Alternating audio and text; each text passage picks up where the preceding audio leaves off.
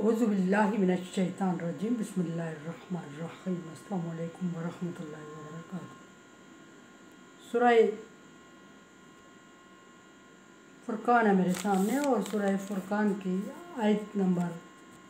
47 है, पारा नंबर 19 है और रुकू नंबर 3 चल रहा है। आयत नंबर 46 में अल्लाह तबारक व तआला ने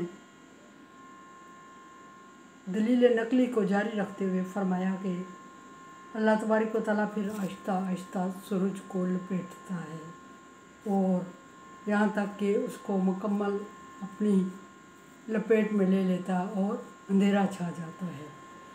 ये इसमें अक्ल वालों के लिए निशानियाँ हैं और निशानी क्या है, तौहीद बारी ताला को दलील कर रही है ये आयत के ये इतना बड़ा काम सिर्फ अल्लाह तबारक व तआला की ज़ात बाबरकत ही कर सकती है,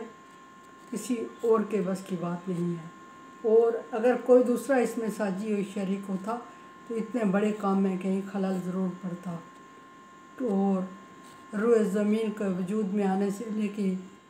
आज तक और फिर क़यामत तक ये सिलसिला एक ही रूटीन में चलते रहना दलील है इस चीज़ की, इस बात की कि इस निज़ाम को चलाने वाली कोई एक ही ज़ात है,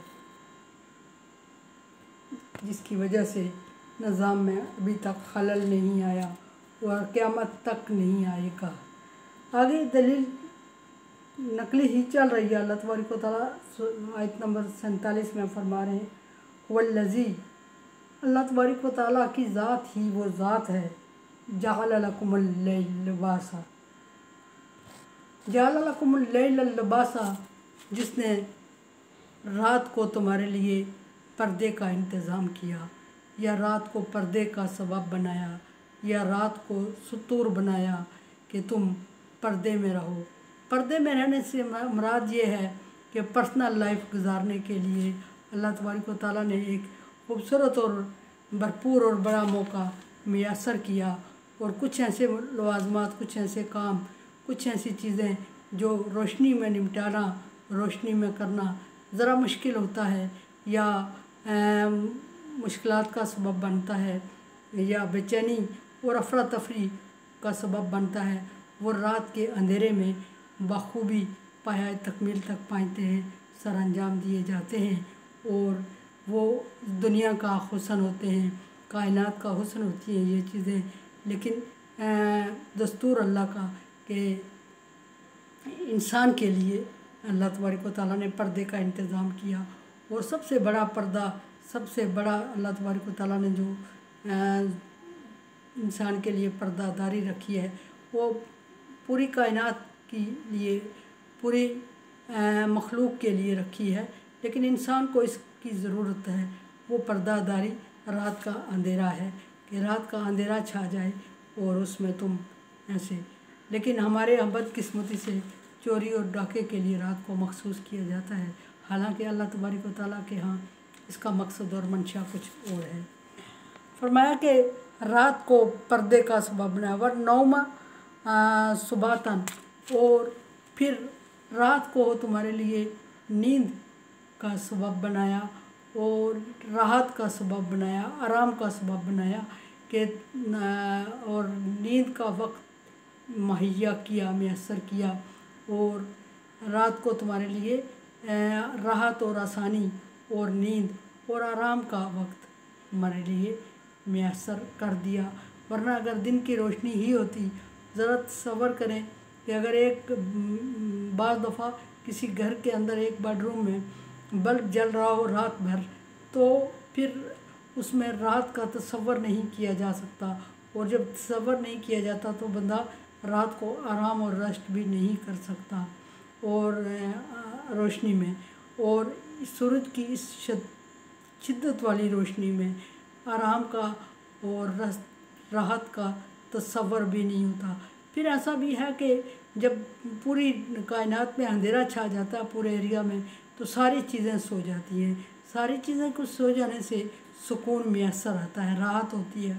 अगर दिन के टाइम कोई अपने या कोई खुदा न खास्ता एक कमरे का बल्ब बुझा के सो जाए तो भी वो रात और वो सुकून मैसर नहीं आता, क्योंकि बाकी रोज़ ज़मीन की सारी चीज़ें जाग रही होती है, चहल पहल और शोर शराबा, ये चीज़ें इंसान को, तो अल्लाह तबारक व तआला ने एक एरिए में एक ही वक्त में रात का एहतमाम किया और रात अता फरमाई, ताकि उसमें कुछ पर्दे वाले पोशीदा काम भी पाया तकमील तक पहुँचे और इंसान को राहत और आराम और सुकून भी मैसर हो, और राहत आराम और सुकून मैसर हो तो फिर उसमें नींद भी आए, और नींद आए तो फिर नींद में सो के जब उठे तो इंसान ताज़ा दम हो के उठे, और पिछली सारी चीज़ें कुछ वक्त के लिए, कुछ मुश्किलात, कुछ बातें, कुछ चीज़ें ऐसी जो कुछ टाइम के लिए भुला दे इंसान, और भुला के बिल्कुल बेगम हो जाए, और उस भूलने में और बेगम होने में इंसान को कुव्वत ताकत मैसर आती है, और वह सुबह ताज़ा दम हो के उठता है, और फ्रेश होने, ताज़ा दम होने से, थकावट के उतरने से उसके लिए मुश्किल काम आसान हो जाते हैं, और आसान होते हैं, मुख्तलिफ आइडियाज़ आते हैं, उसका दिमाग बेदार होता है, जहन बेदार होता है, जहन में एक्टिव होता है, बेदार होता है, तो फिर उसकी सोच में ताजगी आती है। जब सोच में ताजगी आती है तो वो बहुत सारे काम जो थकावट और बोरियत की वजह से सुझाई नहीं दे रही थी कोई बात समझ में, तो फिर ताज़ा दम होने से कोई नए आइडियाज़ और कुछ मसाइल के हल भी निकल आते हैं। और इसलिए रात को अल्लाह तबारक व तआला ने इंसान के लिए, खुसूसी इंसान के लिए बहुत बड़ा एहसान फरमाया रात बना के सारी थकावटों, सारी परेशानियों, सारी मुश्किलात को एक तरफ रख के इंसान बिल्कुल बेगम हो जाता है। और ये अल्लाह तबारक व तआला की कुदरत है। अल्लाह तबारक व तआला ने इस तरफ अपनी इस कुदरत की तरफ मुतवज्जा फरमाया। फिर फरमाया कि वह जहाला नहारा नशूज़ा, और फिर दिन को तुम फिर उसी तरह ताज़ा दम हो के उठ खड़े होने का सबब बनाया, और फिर ज़रिया माश तुम्हारे लिए असबाब मुहैया किया, असबाब दिखाए तुम्हें, और फिर माश के लिए तगो-दो करने के लिए, ज़रिया माश के लिए तगो-दो करने के लिए, आइडियाज़ क्रिएट करने के लिए, और मेहनत और कोशिश करने के लिए, जदोजहद करने के लिए दिन की रोशनी फिर ले आया। और फिर जब रात के सोने के बाद ताज़ा दम होकर दिन की रोशनी में काम करते हो तो थकावट उतरने की वजह से, ताज़ा दम होने की वजह से और टाइम मैसर आने की वजह से बहुत सारी चीज़ें, बहुत सारे मसाइल का हल फिर जो नहीं मुमकिन होता वो दूसरे दिन या दूसरे वक्त में हल मुमकिन हो जाता है। और इसलिए अल्लाह तबारक व तआला ने फरमाया कि दिन को तुम्हारे लिए गुज़ाराए औकात बनाया, ताकि तुम मेहनत करो, मशक्क़त करो, और रोशनी दी मेहनत और मशक्क़त करने के लिए, ताकि रोशनी में तुम मेहनत और मशक्क़त आसानी से कर सको, और अपना और अपने अहल अयाल का माश हासिल कर सको और आसूदा कर सको अपने आप को। कुरान समझे, देखे समझे और सब्सक्राइब करें और सदका जारिया में मेरा साथ दें। अल्लाह तबारक व तआला का हुक्म ताअवुन अला बिर्रि व तक़वा, नेकी और भलाई के कामों में एक दूसरे से ताअवुन करें। सो ताअवुन करें, चैनल को सब्सक्राइब करें और शेयर करें। अल्लाह हाफिज़।